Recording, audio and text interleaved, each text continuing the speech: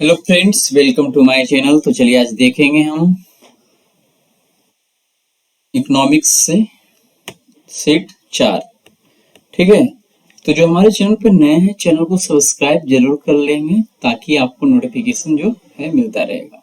और यदि कहा जाए साइंस के बाद कोई इंटरेस्टिंग सब्जेक्ट यदि है तो ये इकोनॉमिक्स है। ठीक है। तो आइए देखते हैं आज का पहला क्वेश्चन क्या बोल रहा है। क्योंकि इसको साइंटिफिक तरीके से समझा जा सकता है। पर भारतीय अर्थव्यवस्था के संदर्भ में खुला बाजार प्रचालन किसे निर्देशित करता है।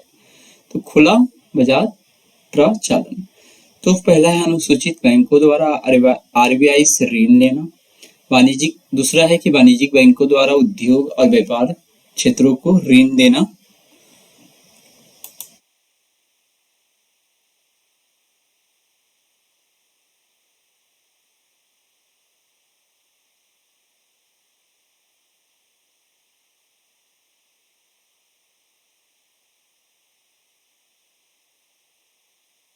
तो वाणिज्यिक बैंकों द्वारा उद्योग और व्यापार क्षेत्रों को ऋण देना। सी है आरबीआई द्वारा सरकारी प्रतिभूतियों का क्रय विक्रय। उपयुक्त में से कोई नहीं। तो खुला बाजार की नीति या प्रचालन बात एक ही है। ठीक है। खुले बाजार की नीति या प्रचालन एक ही बात है। जब आरबीआई द्वारा सरकारी प्रतिभूतियों को क्या होता है, क्रय या विक्रय किया जाता है। या तो खरीद लिया जाता है या बेच दिया जाता है। खरीद लिया जाता है या बेच दिया जाता है, मार्केट को वो संतुलित करता है।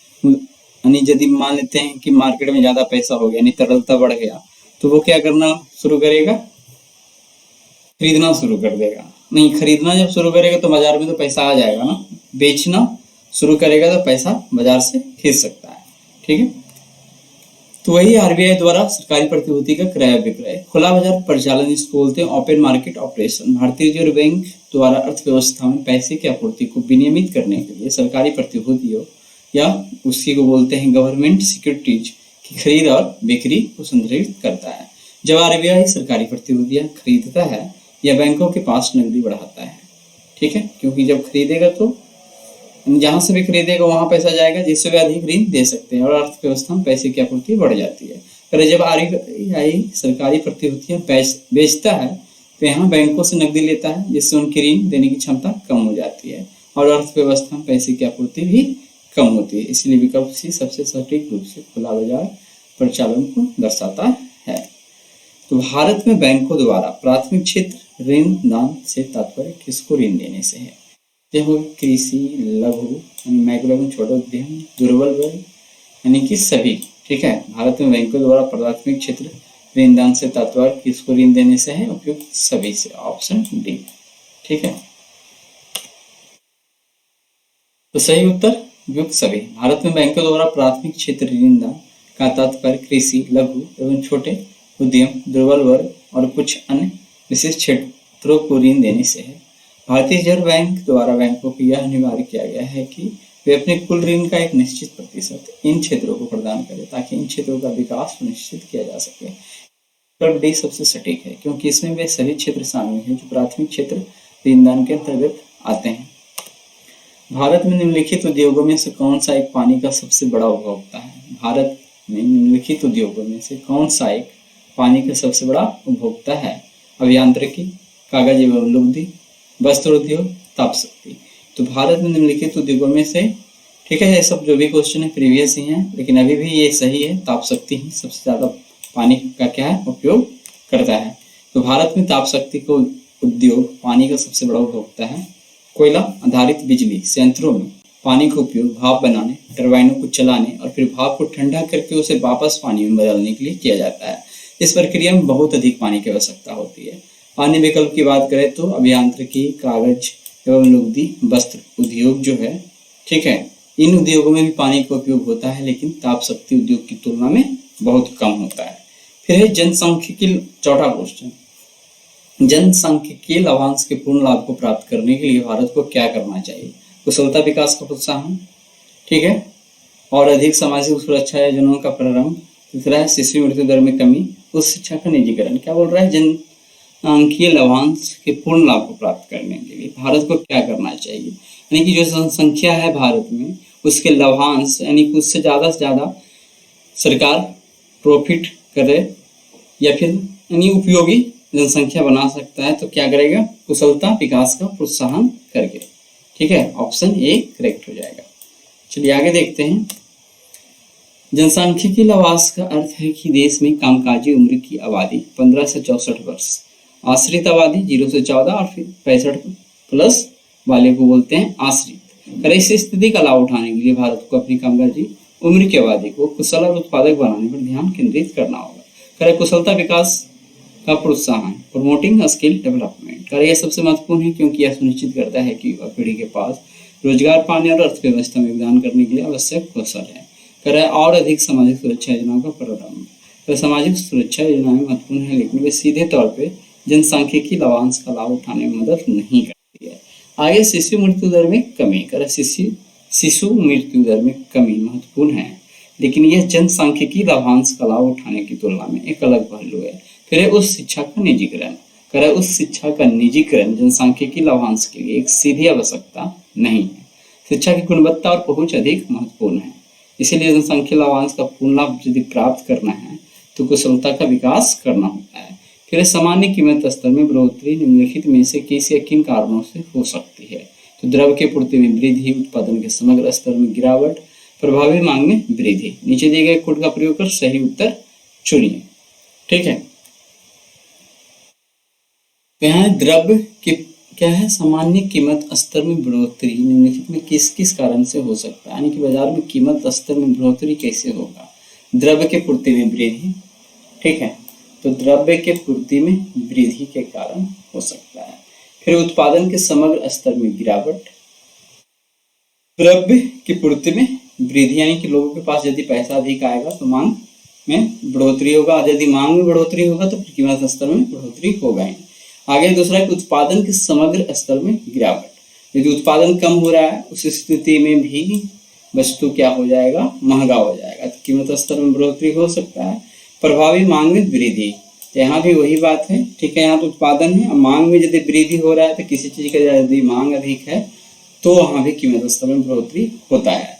ठीक है, तो इस प्रकार से ऑप्शन डी करेक्ट हो जाएगा। आगे देखते हैं। सामान्य कीमत स्तर में बढ़ोतरी निम्नलिखित कारणों से हो सकती है, तो वही द्रव्य की पूर्ति में वृद्धि, ये समझा दिए हैं। चलिए इसको आगे चलते हैं। भारत की विदेशी मुद्रा आरक्षित निधि में निम्नलिखित में से कौन सा एक मद समूह सम्मिलित है?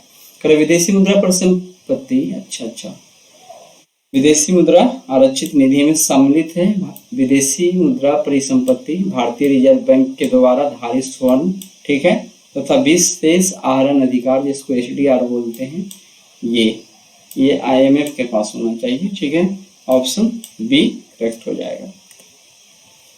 इसको देख लेते हैं। विदेशी मुद्रा परिसंपत्ति भारतीय रिजर्व बैंक के द्वारा धारित स्वर्ण तथा विशेष आहरण अधिकार है। तो भारत की विदेशी मुद्रा आरक्षित निधि में मुख्य रूप से निम्नलिखित शामिल है। पहला क्या है? विदेशी मुद्रा परिसंपत्ति यानी फॉरेन करेंसी एसेट्स, जिसको बोलते हैं एफसीए।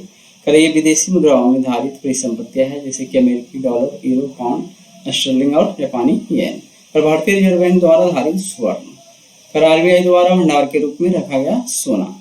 विशेष आहरण अधिकार जिसको बोलते हैं स्पेशल ड्राइंग राइट्स। यह अंतर्राष्ट्रीय मुद्रा कोष, ठीक है, जिसको बोल सकते हैं आईएमएफ यानी कि इंटरनेशनल मॉनेटरी फंड द्वारा बनाई गई एक अंतर्राष्ट्रीय आरक्षित संपत्ति होता है एचडीआर। इसीलिए विकल्प भी सबसे सटीक है क्योंकि वह प्रमुख मदों को दर्शाता है जो भारत की विदेशी मुद्रा आरक्षित निधि में शामिल है। ठीक है, आगे निम्नलिखित में से किस एक का अपने प्रभाव में सर्वाधिक अस्फीतिकारी होने की संभावना है? ठीक है, तो सबसे ज्यादा अस्फीतिकारी कौन हो सकता है, यानी सबसे ज्यादा मुद्रास्फीति पैदा कर सकता है? तो क्या है? ये बजट घाटे के वित्तीयन के लिए नई मुद्रा का सृजन, बजटीय घाटों को पूरा करने के लिए नई मुद्रा। तो ये तो अब भारत सरकार बंद कर दिया है। ठीक है, बजट घाटा को पूरा करने के लिए नई मुद्रा का सृजन नहीं करता है, वो मार्केट वैल्यू के अनुसार नोट छपते हैं, अलग बात है। पर बजट घाटे के वित्तीयन के लिए नई मुद्रा का सृजन, बजट घाटे के वित्तीयन के लिए नई मुद्रा का सृजन सबसे अधिक अस्फीतिकारी होने की संभावना है। इसका कारण यह है कि यह सीधे अर्थव्यवस्था में पैसे की आपूर्ति को बढ़ा देता है, जिससे मांग बढ़ती है और कीमतें ऊपर जाती है। अन्य विकल्पों की तुलना यदि करेंगे तो वही है कि लोक ऋण की चुकौती, रिपेमेंट ऑफ पब्लिक डेट। जब सरकार ऋण चुकाती है तो ये अर्थव्यवस्था में पैसे वापस डालती है, लेकिन यह नई मुद्रा नहीं बनाती है। बचत घाटे के वित्तीयन के लिए जनता से ऋण दान, borrowing from the public to finance a budget deficit. पर जब सरकार जनता से उधार लेती है तो यह पैसे को एक हाथ से दूसरे हाथ में हस्तांतरित करती है, जिससे अर्थव्यवस्था में पैसे की आपूर्ति में शुद्ध वृद्धि नहीं होती है। फिर बचत घाटे के वित्तीयन के लिए बैंकों से ऋण दान, पर जब सरकार बैंकों से उधार लेती है तो बैंक अपने आरक्षित कोष का उपयोग कर सकते हैं या ऋण बना सकते हैं, जिससे पैसे की आपूर्ति में वृद्धि हो सकती है, लेकिन नई मुद्रा के सृजन की तुलना में यह प्रभाव कम होता है। इसलिए बचत घाटे के वित्तीयन के लिए नई मुद्रा का सृजन मुद्रास्फीति को बढ़ाने में सबसे सीधा और शक्तिशाली तरीका तो है, बट ध्यान रखना है भारत अब इसका यूज नहीं करता है।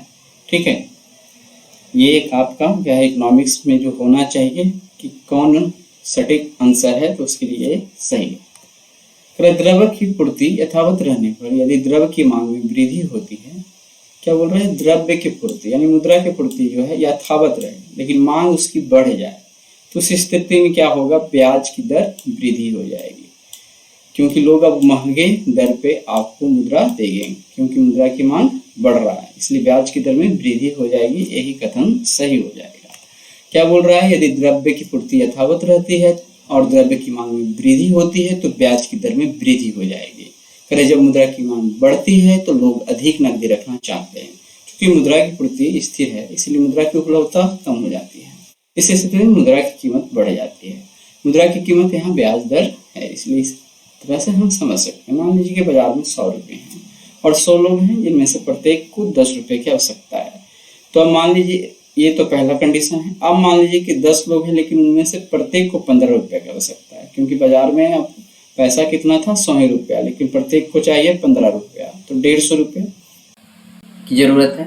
इसलिए यहाँ पे मुद्रा क्या हो गया, दुर्लभ हो जाती है, और जो कोई भी मुद्रा उधार देना चाहता है वो अधिक ब्याज दर मांग सकता है। इसलिए मुद्रा की मांग में वृद्धि होने पर ब्याज दर में वृद्धि हो जाती है। ठीक है, अब है एक्स देश में, यानी कोई एक देश है एक्स, आर्थिक समृद्धि अनिवार्य रूप से होगी यदि विश्व अर्थव्यवस्था में तकनीकी प्रगति होती है, एक्स में जनसंख्या वृद्धि होती है, एक्स में पूंजी निर्माण होता है, विश्व अर्थव्यवस्था में व्यापार की मात्रा बढ़ती है। तो क्या बोल रहा है, एक्स देश में आर्थिक समृद्धि अनिवार्य रूप से होगी यदि, कब होगी, तब होगी जब उस देश में पूंजी निर्माण होगा, यानी ऑप्शन सी करेक्ट हो जाएगा। ठीक है, अगर किसी देश में आर्थिक समृद्धि अनिवार्य रूप से तब होगी जब उस देश में पूंजी निर्माण होता है। व्याख्या, पूंजी निर्माण, पूंजी निर्माण का अर्थ है नए संयंत्रों, मशीनों, उपकरणों और बुनियादी ढांचे के निर्माण। यह उत्पादन क्षमता को बढ़ाता है, जिससे अधिक वस्तुओं और सेवाओं का उत्पादन होता है। इससे रोजगार के अवसर बढ़ते हैं, आय बढ़ती है और जीवन स्तर में सुधार होता है। ठीक है, देश अर्थव्यवस्था में तकनीकी प्रगति तो ये भी तो करेगा, बट यह एक देश के लिए फायदेमंद हो सकता है, लेकिन अनिवार्य रूप से आर्थिक समृद्धि नहीं होगी। एक देश को उस तकनीकी प्रगति को अपनाना और उपयोग करना होगा। एक में जनसंख्या वृद्धि हो, अगर जनसंख्या वृद्धि से अधिक समृद्धि हो सकती है, ये अगला ऑप्शन था। तो इसे गरीबी और बेरोजगारी भी अच्छा हो सकती है, लेकिन अगर जनसंख्या उत्पादक नहीं है और या उनके लिए पर्याप्त रोजगार नहीं है तो इससे गरीबी और बेरोजगारी भी बढ़ सकती है। विश्व अर्थव्यवस्था में व्यापार की मात्रा बढ़ती है, एक देश के लिए फायदेमंद हो सकता है, लेकिन अनिवार्य रूप से आर्थिक समृद्धि नहीं होगी। एक देश को उस व्यापार का लाभ उठाना होगा, इसलिए एक देश में आर्थिक समृद्धि अनिवार्य रूप से होगी यदि एक में पूंजी निर्माण होता है।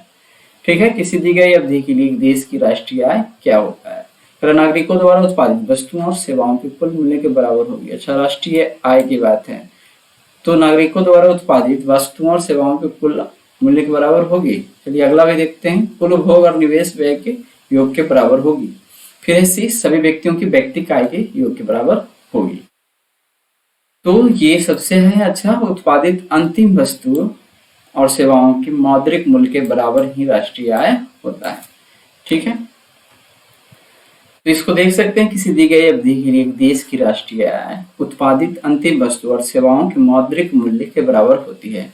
राष्ट्रीय आय किसी देश में एक वर्ष में उत्पादित सभी अंतिम वस्तुओं और सेवाओं के मूल्य का कुल योग होता है। यह देश की आर्थिक गतिविधियों का एक महत्वपूर्ण माप है। अंतिम वस्तुएं और सेवाएं, ये वे वस्तुएं और सेवाएं हैं जो सीधे उपभोक्ताओं द्वारा खरीदी जाती हैं या जिनका उपयोग आगे उत्पादन के लिए नहीं किया जाता है। उदाहरण के लिए एक कार, एक रोटी, एक डॉक्टर की सेवा अंतिम वस्तुएं और सेवाएं हैं।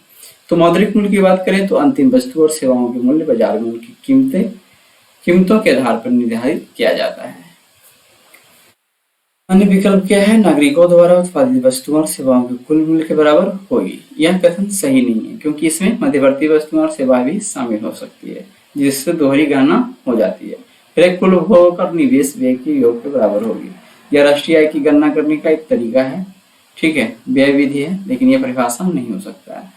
फिर सभी व्यक्तियों की व्यक्तिगत आय के योग के बराबर होगी। यह भी राष्ट्रीय आय की गणना करने का एक तरीका है, आय विधि, लेकिन यह परिभाषा नहीं है। इसलिए राष्ट्रीय आय की सबसे सटीक परिभाषा उत्पादित अंतिम वस्तु और सेवाओं के मौद्रिक मूल्य के बराबर होता है, वही है।